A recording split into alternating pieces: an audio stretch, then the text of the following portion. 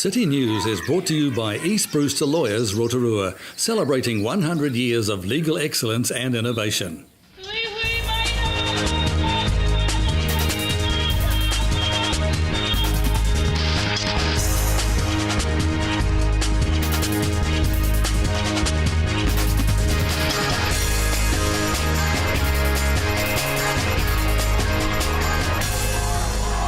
Good evening, Rotorua. Tonight on City News, Associate Youth Affairs Minister Nikki Kaye says local youth should take advantage of the Youth Development Partnership Fund.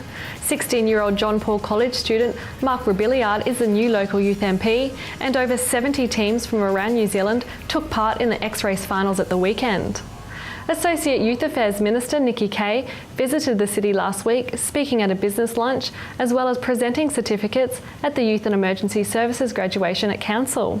Minister Kaye says youth want to make a difference, and the graduation awards, which are sponsored by the Ministry of Youth Development, recognise their willingness and commitment to doing so. From my experience, there are a whole lot of young people that want to make a difference, and today we've been at a ceremony to recognise those young people. You see their confidence, you see their self-esteem go up, you see them contribute and make a difference in areas like emergency services. It's really important to recognise them. Also announced last week was the opening of funding under the Youth Development Partnership Fund. Minister Kaye says the fund is available to local councils to apply for extra funding to invest in projects directed at young people in their area. She says all sorts of projects are funded. The fund is through councils and territorial authorities. We've had over 57 councils in the past that have been successful with regard to projects. So the best thing they can do is approach their local council with a project. Now, in previous years, what sort of projects have been used, the money been used for? It's been a huge range, everything from involving more young people in surveys and involving more young people in youth engagement to, I think there's been sporting projects, I think there's been cultural projects. So it's really, really diverse. Applications to the Youth Development Partnership Fund close at midday, Wednesday the 29th of May. Rotorua MP Todd McLeay has announced that the new electorate youth MP is 16-year-old John Paul College student Mark Rebillard. Mr McLeay says Mark is a very mature and insightful young man who will do an excellent job representing local youth as the electorate's youth MP. In July, 120 young people from around New Zealand will gather at Parliament to consider legislation, sit on select committees and ask questions of MPs and government ministers. The draft strategy for the Lakes of Rotorua district have been released for public feedback. Rotorua Te Arawa Lakes Strategy Group Chairman Kevin Winters says the strategy is an important part of protecting and restoring our iconic lakes.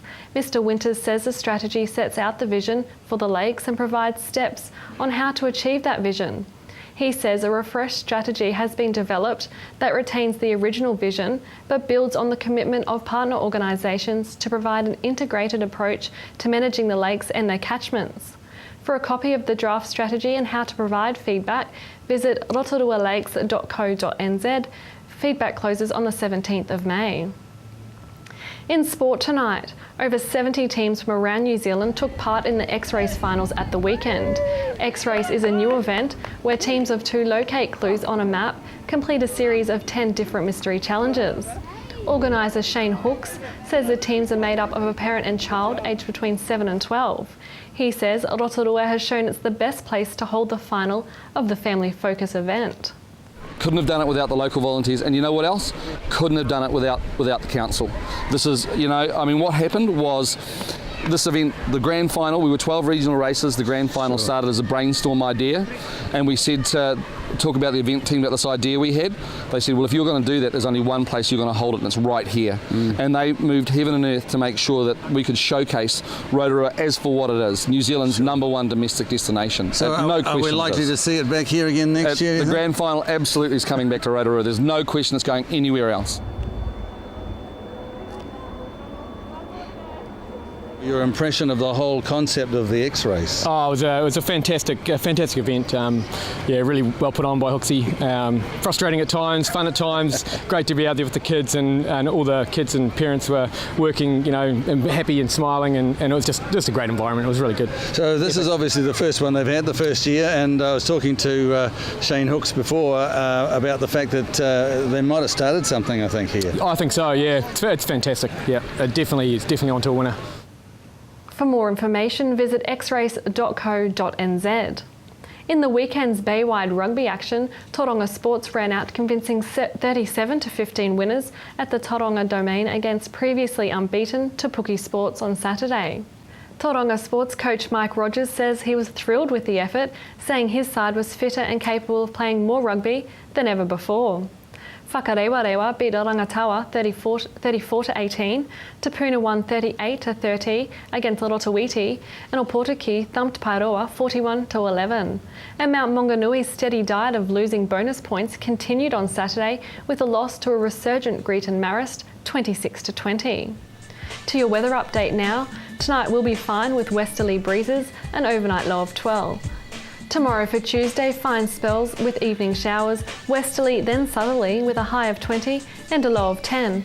And the outlook for Wednesday, fine apart from morning cloud with some light winds, a high of 18 and a low of 11. And the marine weather forecast for Lake Rotorua, westerly 10 knots easing in the evening with waves less than half a metre, fine apart from a few evening showers with fair visibility.